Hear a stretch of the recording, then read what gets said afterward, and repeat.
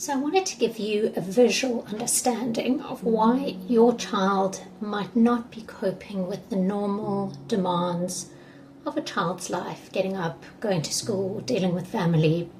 So let's say we've got two children here. We have John over here. Let's start with John. So John is a neurotypical child. He's had a pretty good upbringing, no trauma, he's well regulated, he's got good relationships. And like all children, John's day is full of demands.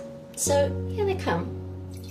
Got to get up and get dressed, have some breakfast, get to school, got some homework, bits and things that he has to do, sit still, keep quiet, all the normal stuff. Just before break, has a little hug with the teacher. They've got such a good relationship that regulates nervous system a bit. Then he goes out to break and plays with his friends, has a bit of fun. That reduces some of the stress on his system. And then of course there's the afternoon. There's still some extramurals that he's doing. Has a little bit of a fight with his sister in the afternoon, as all siblings do. A few more stresses in the day.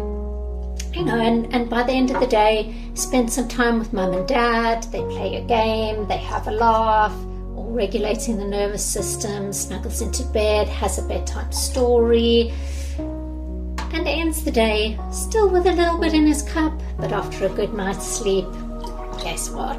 It's back to normal the next day. Okay, so all good for John. Then we take Jane. Now let's say Jane is neurodiverse. Had some trauma growing up, some bullying, maybe a bit of domestic violence at home.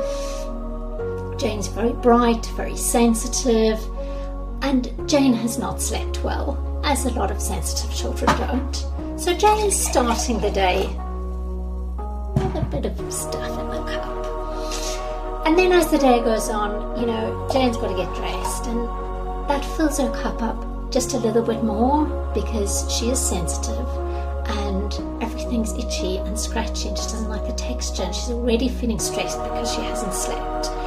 Then she goes to school and the teacher's shouting at her because she's not doing what she's supposed to do, because she's fidgety, because she's actually not coping. And then she has a fight with some children on the playground and she doesn't get the regulation from that play because the play is not fun. And then she's coming back in and the demands are too much and she's really struggling to concentrate and getting into trouble and everything is piling up. And by the time Jane gets home, she's already overflowing. And then she's starting to have meltdowns. And then mum's upset with her and shouting at her. And it's just going and going and going. And then she's not having good relationships with her siblings. And bedtime is just an absolute nightmare. She's so stressed by this point. Everything is just too much. She doesn't want to go to bed. She doesn't want to brush her teeth. She can't listen to the bedtime story. And then when the night comes, she doesn't sleep well. So she sleeps a bit and maybe loses some of that. But then she's starting the next day even fuller than she was before.